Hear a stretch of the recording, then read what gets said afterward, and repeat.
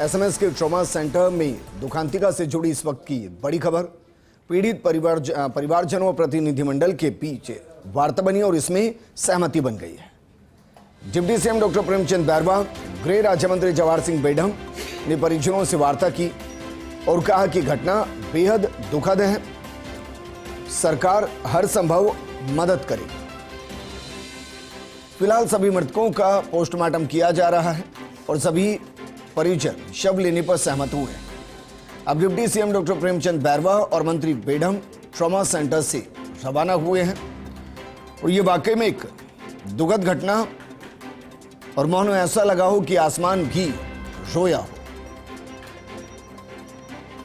परिवारजन मान गए हैं, एक दुखों का पहाड़ उन पर टूटा है, लेकिन सरकार ने संवेदनशीलता दिखाई।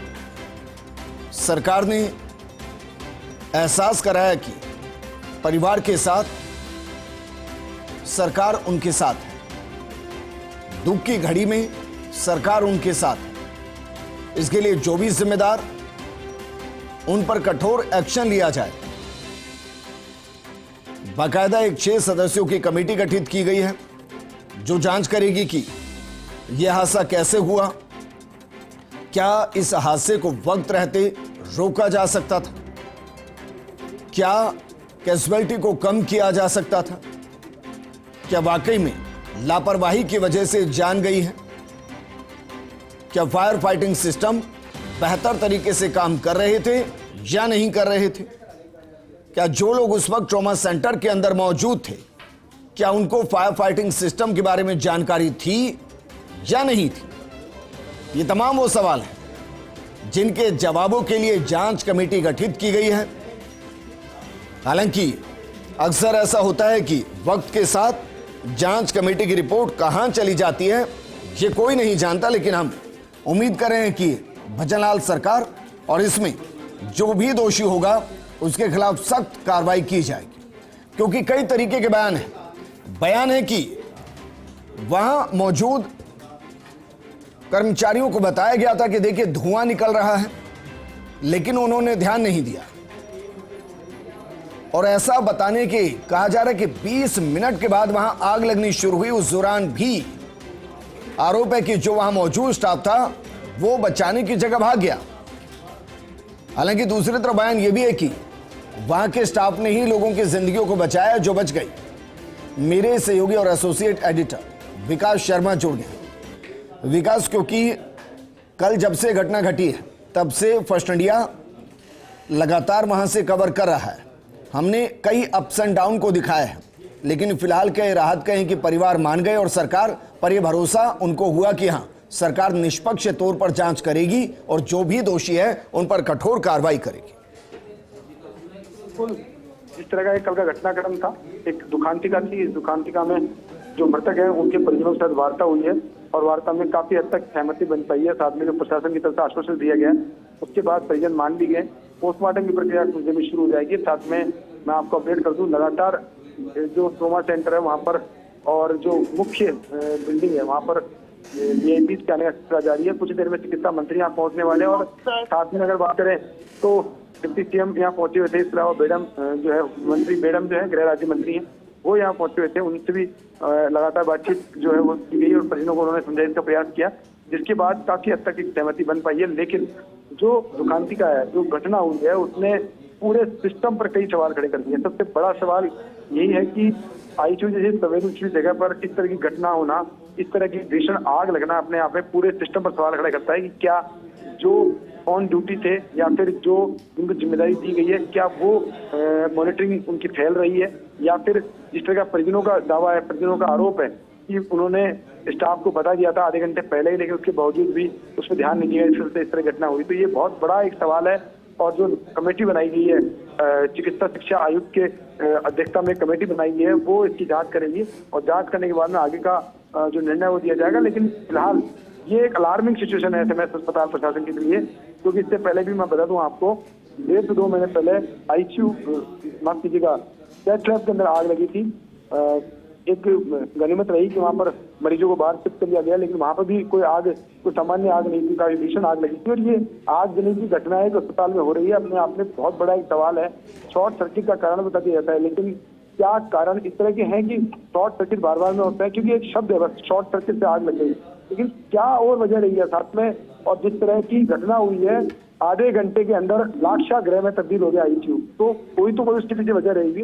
ये तमाम तरह के बिंदु है जिन पे जांच की जानी है, और उम्मीद करते हैं कि जो कमेटी बनाई गई है वो इस और पूरे तथ्यों के साथ रिपोर्ट पेश करेगी। फिलहाल कुछ देर में चिकित्सा मंत्री जो है गजेंद्र सिंह शेखावत वो यहाँ पहुंचेंगे और वो यहाँ पर जो परिजन है उनसे मुलाकात करेंगे, साथ में स्वच्छता पर सभी हाई लेवल बैठक भी वो करेंगे।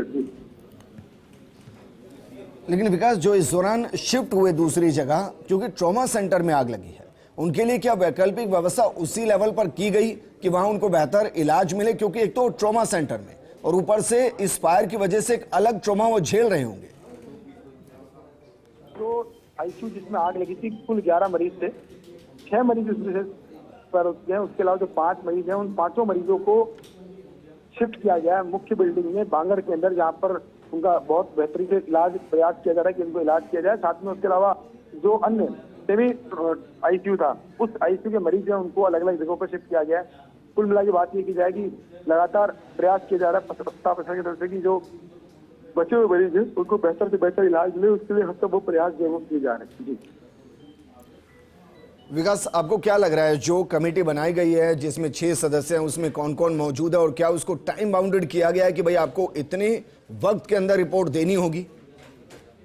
विजय, देखिए जिस तरह से सूबे के सीएम कल रात को 3 बजे यहाँ पहुंचे थे, जिस तरह से उन्होंने संवेदनशीलता दिखाई, और साथ में जो पूरा सिस्टम, हालांकि जब घटना हुई है तब की लापरवाही जांच का विषय है कि क्या उसमें होगा आगे, लेकिन उसके बाद जो सिस्टम एक्टिव हुआ, जिस तरह से मरीजों को बाहर निकाला गया, बाहर निकाल के उनको शिफ्ट किया गया, ये अपने आप में काबिल तारीफ है। और जो भी लोग उसमें लगे हुए थे वो सभी लोग कह सकते हैं वॉरियर के रूप में उन्होंने काम किया, लेकिन जो घटना है वो अपने आप में सवालों घेरे में है। और इसलिए मैं उम्मीद नहीं करता हूँ कि अब जो जांच कमेटी होगी और जांच कमेटी को रिपोर्ट होगी वो एक निष्पक्ष तरीके से आएगी, साथ में हर तरह की जानकारी उसमें उपलब्ध होगी कि क्या ऐसा हुआ है, क्या घटना हुई है और किस तरह से जो जिम्मेदार लोग हैं उन पर क्या एक्शन लिया जा सकता है। ये तमाम बिंदु है जिससे आगामी दिनों में या कुछ दिनों में फैसला हो सकता है। लेकिन फिलहाल चिंतनीय बात यह है कि हर 360 डिग्री पर इसका इन्वेस्टिगेशन होना चाहिए कि क्या हुआ था और उसके पीछे की वजह क्या है। जी विकास, क्योंकि उत्तर भारत में मैं कह सकता हूं कि बड़े अस्पतालों में शुमार होता है और जिसकी क्रेडिबिलिटी बहुत ज्यादा है, पड़ोसी राज्यों से भी इलाज कराने के लिए यहां पर पेशेंट आते हैं। फायर फाइटिंग सिस्टम अगर वहां एक्टिव नहीं हो पाया तो क्या पैरेलली हमने जांच की उसके बाद कि भाई बाकी जगहों पर भी देख लें कि वहां वो सही तरीके से काम कर रहा है नहीं कर रहा है? देखिए विजय, अगर कल की बात करें तो फायर फाइटिंग सिस्टम जो है वो काम कर रहा था। अगर वो काम नहीं करता तो हालात और भी बदतर हो सकते थे, लेकिन एक गनीमत रही कि फायर फाइटिंग सिस्टम जो है काम कर रहा था, जिसके चलते तत्काल जो प्रेशर है पानी का उसको फेंक करके बुझाने का प्रयास किया गया और काफी हद तक उसको जो आग है उस पर काबू पाया गया। हालांकि जो घटना थी उसके बाद जो फोग हुआ वो अपने आप में सभी के लिए एक बहुत बड़ी चुनौती थी, उससे निकलना और प्रयास किया गया, मरीजों को बाहर भी निकाला गया, लेकिन 6 मरीजों को बचाया नहीं जा सका इस पूरे दुखांतिका में। और फिर भी प्रयास जारी है प्रशासन का। जो और अन्य 5 मरीज हैं, 2 या 3 की मरीजों की हालत काफी गंभीर बताई जा रही है, जिनके इलाज भी इस वक्त बांगर में चल रहा है। बाकी अन्य जो मरीज है उनको यहाँ पे ट्रॉमा सेंटर में अलग रखा गया है, सेमी आईसीयू के मरीज उनको शिफ्ट किया गया है। कुल 24 मरीज इस पूरे दुखांतिका में इफेक्ट हुए थे, जिनमें 6 लोगों की मौत हुई है। जी अच्छा विकास, 2 तरीके के आंकड़े होते हैं, एक होते हैं आधिकारिक आंकड़े और एक होते हैं वास्तविक आंकड़े। क्या जो 6 लोगों की जान इसमें गई है इसको हम आधिकारिक आंकड़ा कहें या वास्तविक आंकड़ा इससे अलग है? देखिए इस मामले में मुझे ऐसा लगता है कि कोई आंकड़ों का हेर फेर नहीं हो सकता है। कारण क्या है कि आईसीयू ऐसी जगह पे है जहाँ पर निश्चित बेड होते हैं और निश्चित बेड में ही निश्चित मरीज होते हैं। ठीक बात। तो अगर बात करें कल जो रजिस्टर्ड मरीजों की संख्या थी कल आईसीयू के अंदर, वो 11 मरीजों की संख्या थी, 11 ही बेड थे, 11 ही मरीज थे।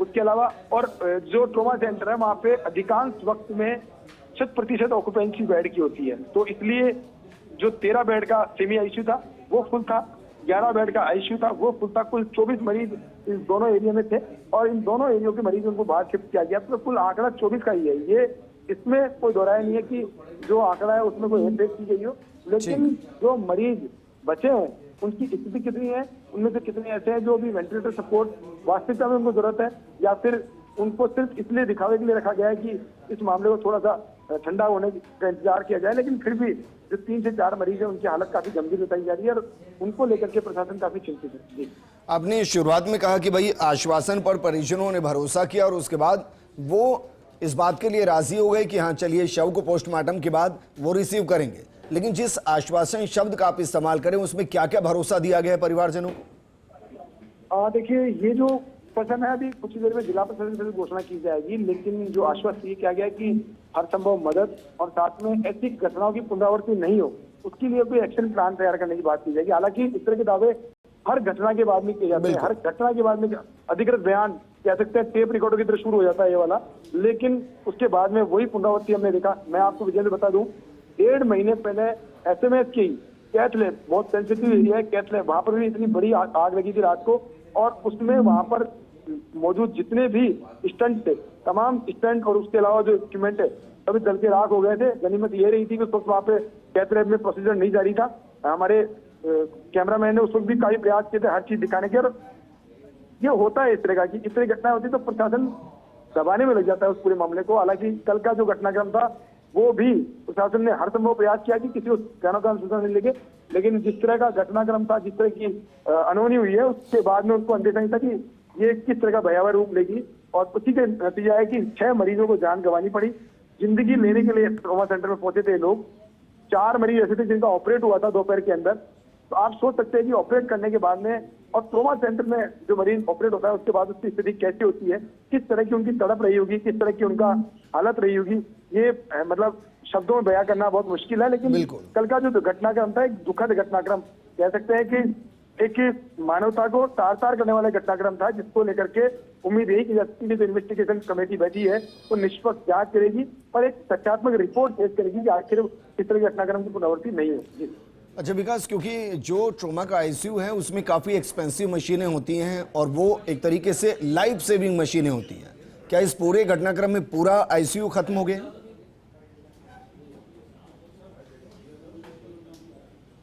विकास, क्या मुझे सुन पा रहे हैं?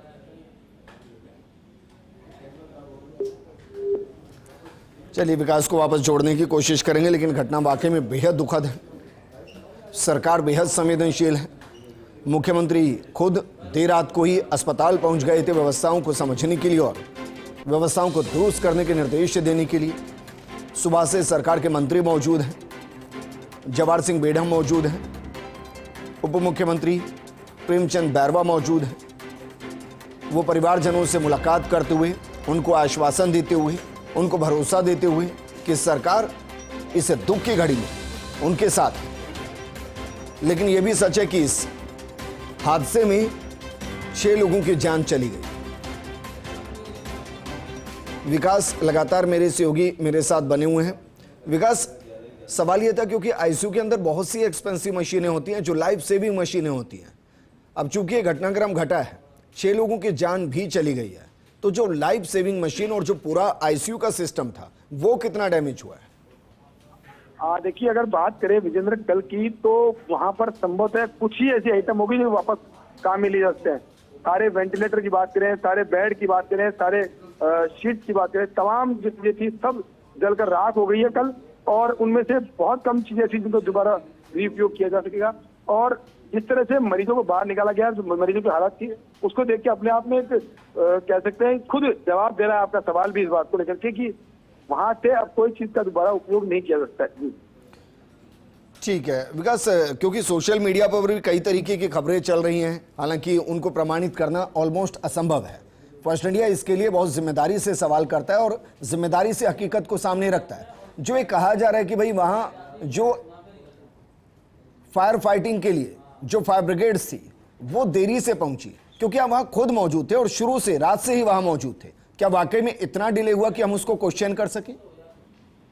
देखिए विजेंद्र, जो आईसीयू जिस जगह आग लगी है उसके बिल्कुल ठीक सामने तकरीबन 3 से 4 कदम की दूरी पर फायर फाइटिंग सिस्टम मौजूद था और वो काम कर रहा था, जिसकी वजह से ही आग को बुझाने में काफी मदद मिल पाई। हालांकि जो फायर ब्रिगेड की गाड़ियां थी वो भी मौके पर पहुंच गई थी और उनके प्रयास रहे थे इस बात को लेकर के कि वो जो प्रयास है उनको तत्काल प्रभाव, हालांकि पूरा जो ये घटनाक्रम था 1.5 से 2 घंटे तक का ये घटनाक्रम चला। 1.5 से 2 घंटे के घटनाक्रम के अंदर आग पर काबू पा लिया गया, लेकिन जो कह सकते हैं ना कि नीति को आगे किसी का बस नहीं चलता, और जो घटना होनी थी वो होकर मानती है। तो देखिए 6 मरीज हैं, जान गंवानी पड़ी, और जो मरीज जिन्होंने जान गंवाई है उनकी जो दर्द है वो भी हम बयान नहीं कर सकते हैं कि कल किस तरह का घटनाक्रम था। हमने खुद ने प्रयास किया अंदर घुसने का, 3 से 4 बार के प्रयास के अंदर हम अंदर घुस पाए थे, और एक बहुत बड़ी चिंता वाली बात थी कि उनको निकाला कैसे जाए, एक बड़ी टास्क थी।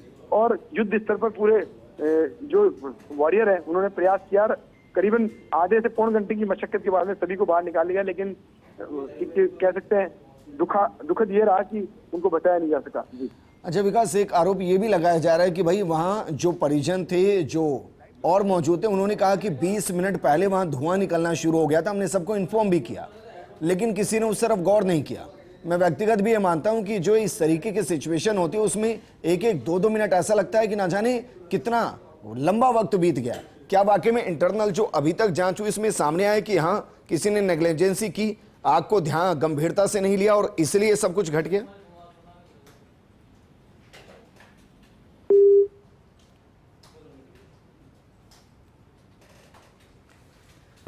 चलिए विकास, क्योंकि लगातार बने हुए हैं और रात से ही आपको हर एक अपडेट वो दे रहे हैं, हर किसी को दुख है।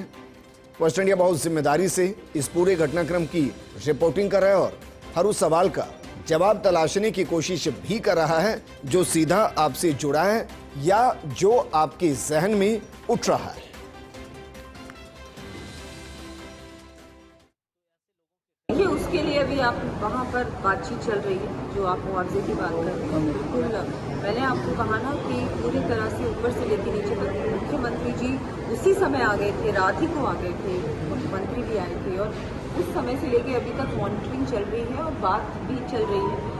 और चाहे वो मुआवजे की बात हो, चाहे इन्वेस्टिगेशन की बात हो, सब कुछ होगा, अच्छी तरह से होगा। ऐसा कुछ नहीं है जो ओवरलुक किया जाए। कुल मिला के समय की रिपोर्ट आने के बाद बख्शा नहीं जाएगा? बिल्कुल नहीं बख्शा जाएगा। हमारी सरकार ने पहले भी नहीं बख्शा, इस तरह के कोई भी हादसे हुए हैं, और अभी भी बख्शा नहीं जाएगा। बिल्कुल हम लोग इसकी तह तक जाएंगे कि क्या रीज़न रहा हो और इस तरह की घटना दोबारा ना हो, इस पर भी पूरा ध्यान दिया जाएगा।